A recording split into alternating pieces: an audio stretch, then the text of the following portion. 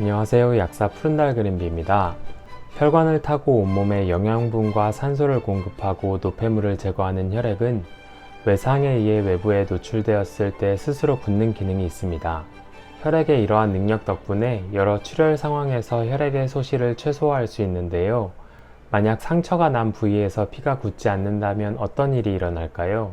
혈우병이라고 불리는 질환은 혈액 응고인자의 이상으로 상처가 난 부위에서도 피가 멈추지 않아 환자는 쉽게 멍이 들고 심지어는 목숨까지 위태롭게 될 수 있습니다.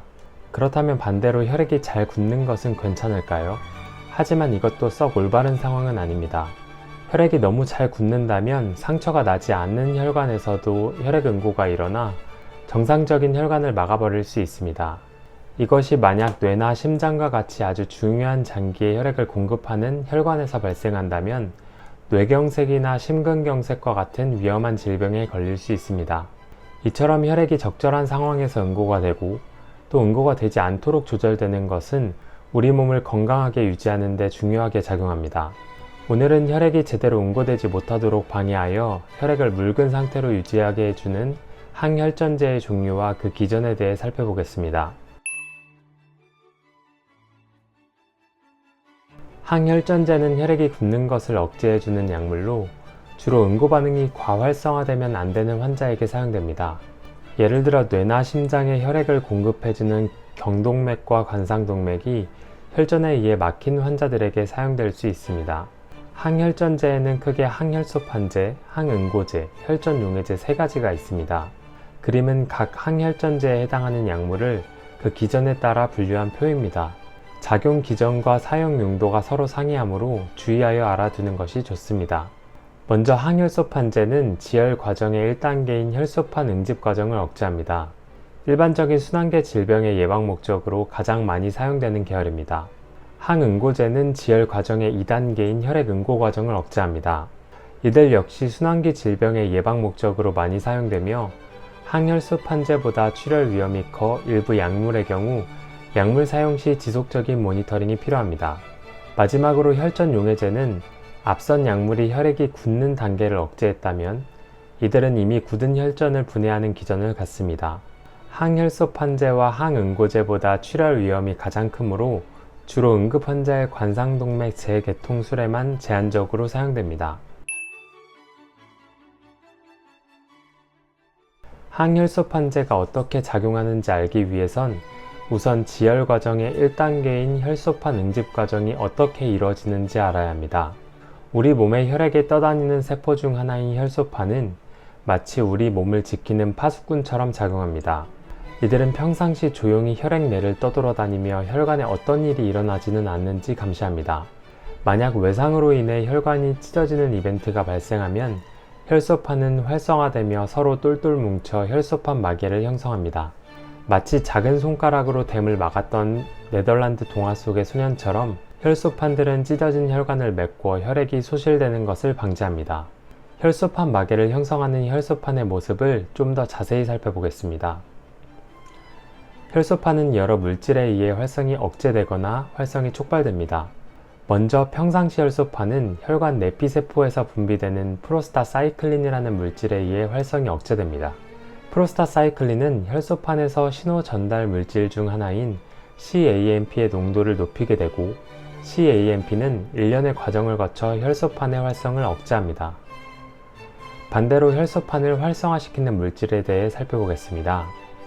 만약 외력에 의해 혈관이 찢어지며 결합 조직인 콜라겐이 노출되게 되면 콜라겐에 대한 수용체를 갖고 있던 혈소판이 콜라겐과 결합하여 활성화됩니다.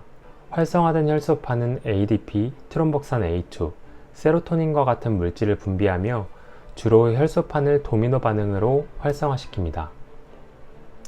혈소판이 활성화되면 혈소판 표면에 GP2B3A라는 수용체의 구조가 변화됩니다. 구조가 변화된 수용체는 피브리노겐이라는 물질과 결합을 할 수 있게 되는데요. 이로 인해 피브리노겐이 혈소판을 이어주는 매개체가 되어 혈소판들이 상처 부위에 모여 혈소판 마개를 형성하게 되는 것입니다. 항혈소판제는 이 혈소판 마개를 형성하는 과정을 억제하여 작용합니다. 그림에서 보는 것처럼 총 5개의 계열의 항혈소판제가 있는데요. 하나씩 살펴보겠습니다. 첫 번째로 콕스 억제제는 혈소판을 활성화시키는 물질 중 하나인 트롬복산 A2 합성을 억제합니다. 아라키돈산이라는 지질로부터 트롬복산 A2가 합성될 때 콕스라는 효소가 사용되는데, 콕스 억제제는 이 콕스 효소를 억제시켜 트롬복산 A2의 합성을 방해하는 것입니다. 가장 널리 사용되는 항혈소판제인 아스피린이 여기에 속하며 트리플루살이라는 성분도 종종 사용됩니다. 아스피린 100mg은 혈액을 묽게 만들어주는 역할로 죽상동맥경화 예방 목적으로 가장 많이 사용됩니다. 또한 임산부의 자궁으로의 혈액순환을 촉진시키는 목적으로도 사용될 수 있습니다. 500mg의 아스피린은 소염 진통 목적으로 사용될 수도 있는데요. 이는 콕스 효소가 트롬복산 A2뿐만 아니라 염증 반응을 일으키는 프로스타글란딘도 만들어내기 때문입니다. 다만 여러 소염 진통제의 개발로 아스피린은 속쓰림 등의 부작용으로 소염 진통 목적으로는 잘 사용되지 않습니다. 두 번째 항혈소판제 계열은 혈소판을 활성화시키는 물질 중 하나인 ADP를 억제합니다. ADP 수용체 기량제 계열은 P2Y12 수용체 기량제라고도 불리며, ADP 수용체인 P2Y12 수용체가 ADP에 결합하는 것을 억제하여 작용합니다. 클로피도그렐, 프라수그렐, 티카그렐러, 티클로피딘이 있으며 이 중 클로피도그렐이 가장 널리 사용됩니다. 클로피도그렐은 아스피린과 함께 사용되기도 하며 여러 복합제가 시중에 나와 있습니다. 세 번째 항혈소판제 계열은 혈소판 활성화 물질 중 하나인 세로토닌의 수용체를 억제하는 것으로 작용합니다.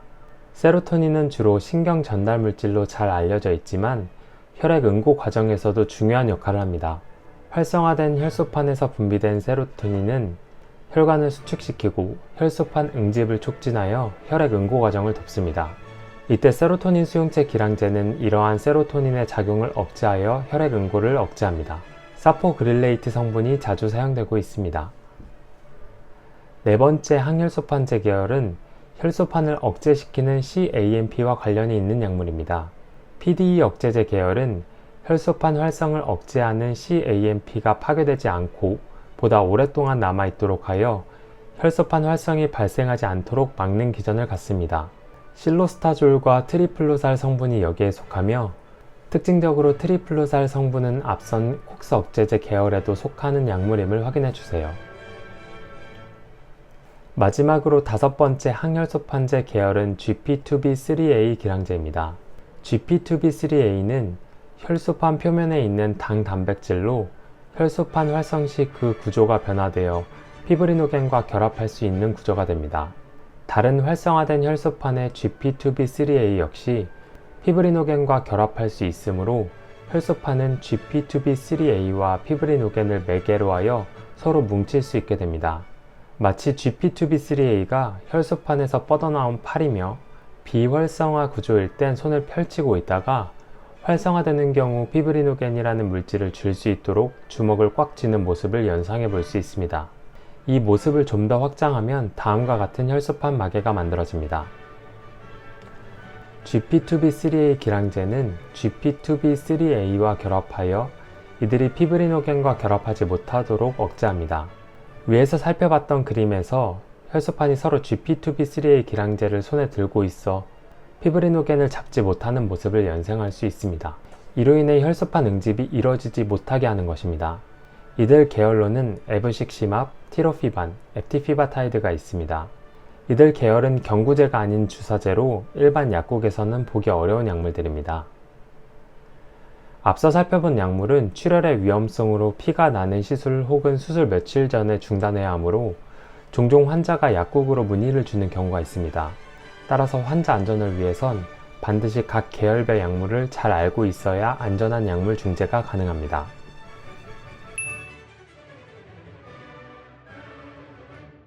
두 번째로 살펴볼 항혈전제는 항응고제입니다. 항응고제는 지혈 과정의 두 번째인 혈액응고 과정을 방해하여 작용합니다. 혈액응고 과정에서는 앞선 지혈 과정 1단계인 혈소판 응집 과정에서 혈소판을 연결해주는 피브리노겐이 피브린으로 변하며 그물 모양으로 더욱 단단하게 혈전을 생성하게 됩니다. 그림처럼 혈소판 마개에서는 각 혈소판이 피브리노겐으로 느슨히 연결되어 있었다면 혈액 응고에서는 피브리노겐이 피브린으로 변하며 밧줄이 더욱 촘촘히 연결된 혈전이 형성됩니다. 혈액 응고 과정은 크게 내인성 경로와 외인성 경로 두 가지로 촉발됩니다. 내인성 경로는 혈관 내피세포의 손상에 의해 콜라겐이 노출되며 혈액 응고인자 12가 활성화되며 발생하고, 외인성 경로는 혈관 주변 조직이 손상되면 부서진 조직세포 표면에 혈액 응고인자 7이 활성화되어 발생합니다. 내인성 경로와 외인성 경로의 도미노 같은 캐스케이드 반응에 의해 결과적으로 혈소판을 매개해주고 있는 피브리노겐이 피브린으로 전환되며 혈소판 마개에서 더욱 단단해진 혈전이 만들어지는 것입니다. 항응고제는 이러한 혈액 응고 반응을 방해하여 작용합니다. 항응고제는 크게 세 가지로 분류할 수 있습니다. 첫 번째 와퍼린은 혈액 응고의 생성을 억제하여 작용하고, 두 번째 헤파린은 혈액 응고의 작용을 억제하는 물질의 작용을 촉진하여 작용하며, 마지막으로 노악 혹은 도악으로 알려진 새로운 항응고제는 직접적으로 응고인자를 억제하여 작용합니다. 이제 항응고제를 하나씩 살펴보겠습니다. 와파린은 1920년대에 발견된 전통적인 항응고제입니다.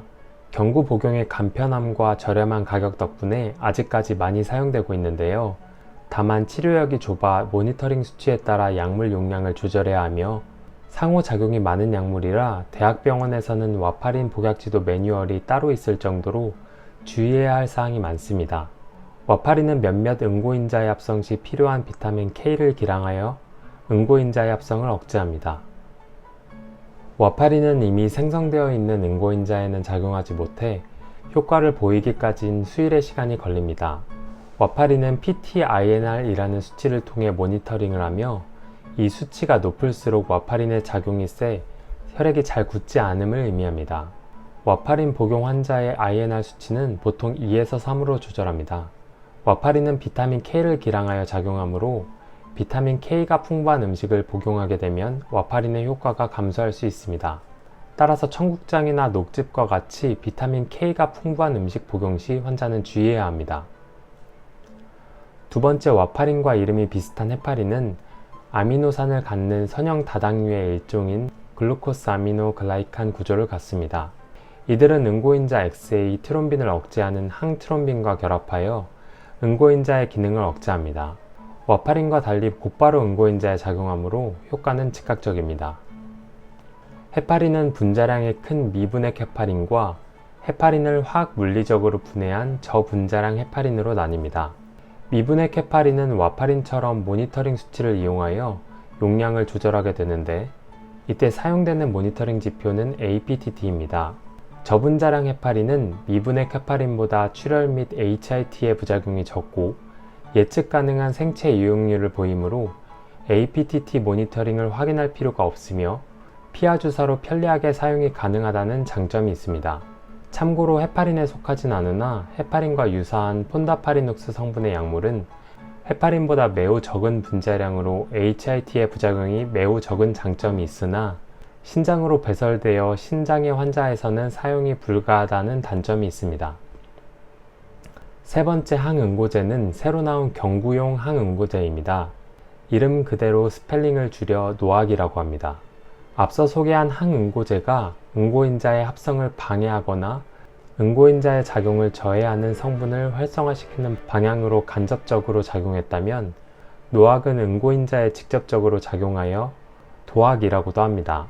주로 활성화된 응고인자 XA를 직접 저해하므로 리바록사반, 아픽사반처럼 XA를 밴한다는 의미의 무슨 사반의 어미를 갖는다고 암기할 수 있습니다. 이들은 앞서 소개한 약물들의 장점을 골고루 갖고 있는데요.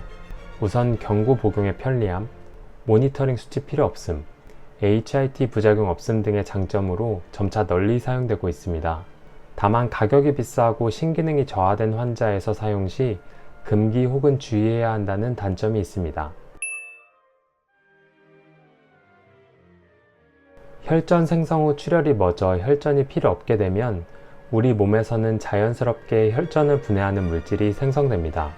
혈전을 분해하는 물질인 플라스민은 플라스미노겐으로부터 만들어지는데요. 우리 몸에서 플라스미노겐을 플라스민으로 활성화시키는 여러 물질들을 분비하여 혈전이 분해되는 것을 돕습니다. 이때 플라스미노겐을 플라스민으로 활성화시키는 물질을 인위적으로 투여하면 불필요한 혈전을 용해시킬 수 있는 혈전 용해제로 사용할 수 있는 것입니다. 대표적인 혈전 용해제로는 유로키나아제, 테나테플라아제, 알테플라아제, 레테플라아제 등이 있으며 모두 주사제로 사용됩니다. 특이하게 유로키나아제는 과거 소변에서 추출하여 생산되었으며 70년대 우리나라 녹십자에서는 국민들의 소변을 모아 추출하던 수출 효자 품목이었다고 합니다. 하지만 현재 혈전 용해제들은 유전자 재조합 기술을 통해 실험실 수준에서 생산되고 있습니다. 혈전 용해제는 앞서 살펴본 혈전 용해제와 항응고제보다 강력하게 작용하여 출혈의 위험이 매우 크므로 혈전에 의해 관상동맥이 막혀 긴급히 재관류가 필요한 급성 심근경색 환자 등 제한된 상황에서만 사용됩니다. 참고로 혈전 용해제의 출혈 위험성으로 재관류가 필요한 환자들도 주로 카테터를 이용한 재관류를 하며 카테터를 이용한 재관류를 못하는 상황에서 제한적으로 혈전 용해제가 사용됩니다. 이번 시간에는 혈액의 응고와 관련된 항혈전제 3가지를 살펴보았습니다. 항혈전제 약물들은 다양한 질병에 사용되며 알아야 할 부작용이 많으므로 한 번쯤 천천히 정리해 보시는 것을 추천드립니다. 이상으로 영상을 마칩니다. 감사합니다.